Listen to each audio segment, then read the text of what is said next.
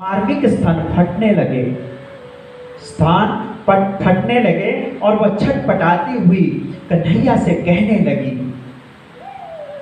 सामुंच मुंचातलमिति प्रभासिनी, हरे कन्हैया मेरा दूध ज्यादा मत पी, बस कर अब मुझे छोड़ दे।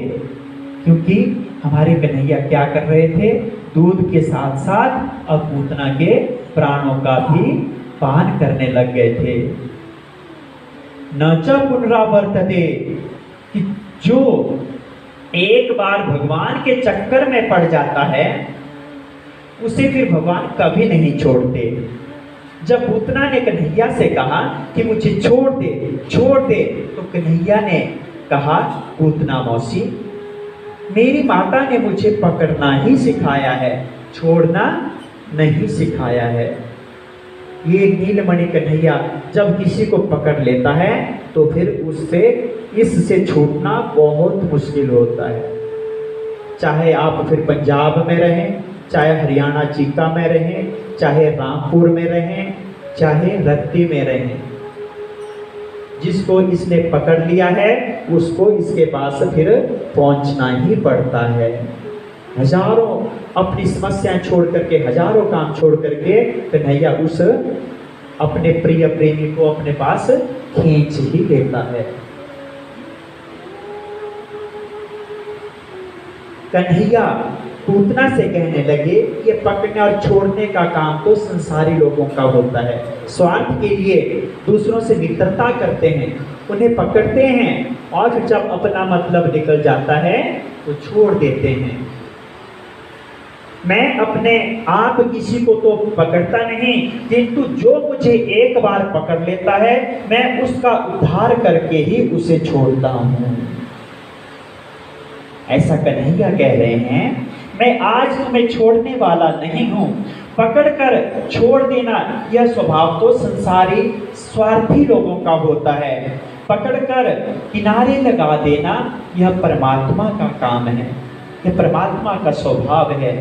उड़ती हुई पूतना के ऊपर अब कन्हैया ने अपना ऐसा वजन बढ़ाया कि पूतना धड़ाम से जमीन पर गिर पड़ी और उसके प्राण पखेरु वहीं उड़ गए।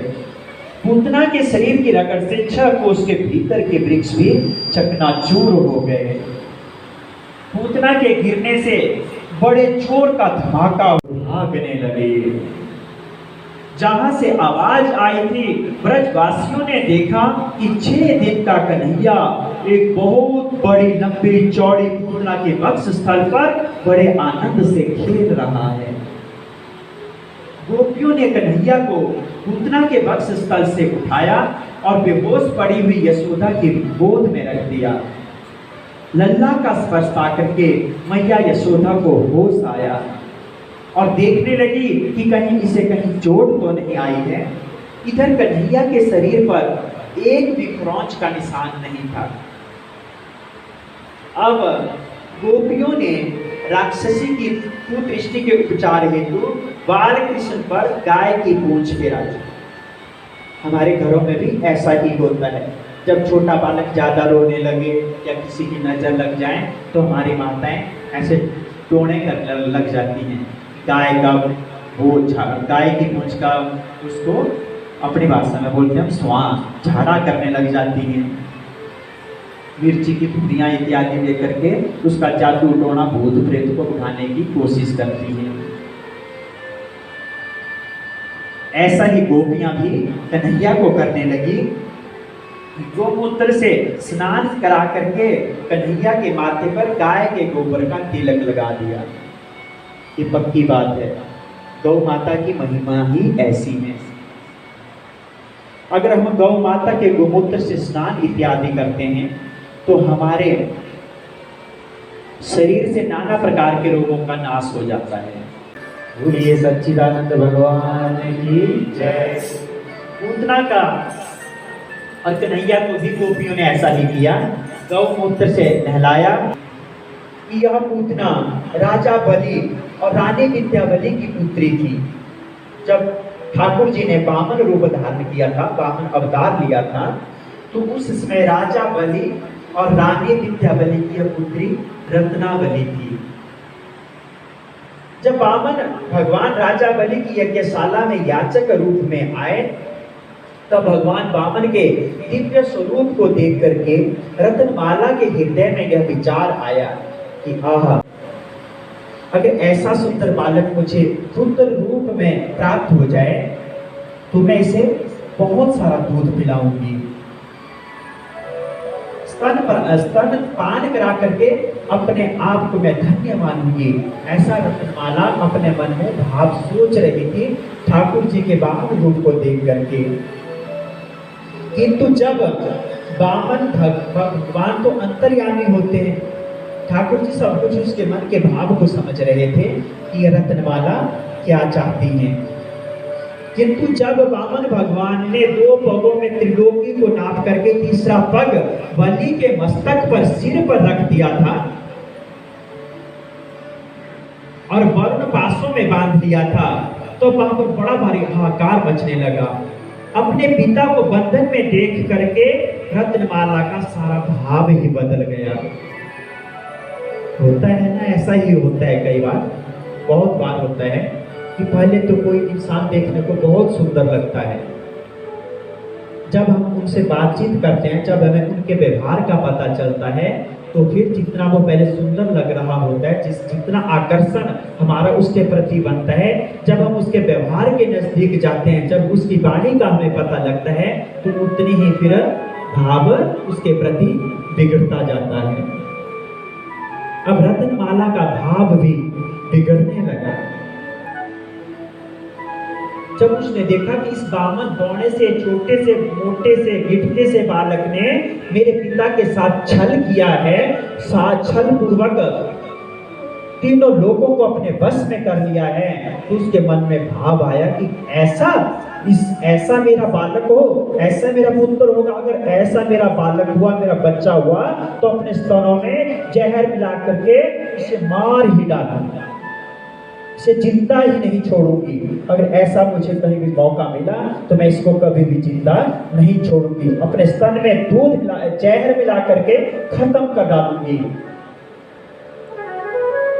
फिर द्वापर युग में भगवान ने आज पूतना की दोनों इच्छाएं पूर्ण की हैं। बोलिए सच्चिदानंद भगवान की। देखिए, पहला भाव भी हमारे कन्हैया ने पूर्ण किया, जहर पी करके गोदी में बैठाया। जब पूतना ने गोदी में पुत्र रूप में लिया, वह इच्छा भी परमात्मा ने, हमारे कन्हैया ने पूर्ण की और आज उसका स्तनपान भी किया है। और अंत में फिर माता की उपाधि, अपने धाम की प्राप्ति करवाई। अब वही रत्नमाला इस जन्म पुत्रा बन करके आई थी। भगवान ने उसकी दोनों कामनाओं को पूर्ण किया है और उसे अपनी धात्री मां बना लिया है। स्तनों पर लगे हुए विष का पान भी कर लिया। भगवान तो भगवान हैं, तभी तो इनका नाम भाव वत्सल कहा गया है। पूतना का ऐसा विशाल शरीर था कि उसके शरीर के टुकड़े टुकड़े करके अलग अलग लकड़ियों के ढेरों पर रख करके जलाना पड़ा। पूतना बाल कृष्ण को मारने आई थी, किंतु भगवान श्री कृष्ण ने अपने दयालु स्वभाववश उसका दूध पान करके उसे माता यशोदा का स्थान दिया। इस कारण से वह तुरंत पवित्र हो गई। और जब मृतक पूतना के शरीर को जलाया जा रहा था, तो उसके सब के टुकड़ों में से फिर दुर्गंधी नहीं, दिव्य सुगंधी निकल रही थी, जो चारों दिशाओं को सुभाषित करने लगी। परीक्षित ने सुखदेव जी से पूछा कि गुरुदेव, इस महापापनी पूतना को भगवान ने इतना बड़ा स्थान दिया, नरक में क्यों नहीं भेजा? तब सुखदेव जी ने कहा कि कैसा नरक? श्री कृष्ण बड़े प्रवीण और दयालु हैं। देवकी और यशोदा को मृत्यु के बाद जो उन्हें स्थान प्राप्त होना था, वही स्थान कन्हैया ने आज पूतना को मैया यशोदा का स्थान दिया। कंस ने घोषणा कर रखी थी कि जो कोई भी मेरे दुश्मन कृष्ण को मारेगा, मैं उसे यूपी का पूरा राज्य दे दूंगा, ना कोई कुर्सी उसे किसी ना किसी स्टेट की कुर्सी अवश्य दूंगा। उतना मन ही मन बड़ी खुश हो रही थी कि अब तो यह मारा जाएगा, राजा कंस के द्वारा पुरस्कार के रूप में उत्तर प्रदेश की कोई ना कोई कुर्सी मुझे मिल जाएगी। ठाकुर जी दूध पीते पीते सोच रहे थे, उतना मौसी तू मेरी चिंता मत कर, मेरी माँ बन जा। आज तू मेरी माँ बन करके आई है, मुझे दूध पिला रही है, फिर भी तू राक्षसी राज्य की कुर्सी चाहती है। चल मैं तुझे बैकुंठ की कुर्सी देता हूँ, जहां से ना तो फिर कभी आना पड़ेगा, ना कुर्सी के लिए लड़ाई झगड़ा करना पड़ेगा।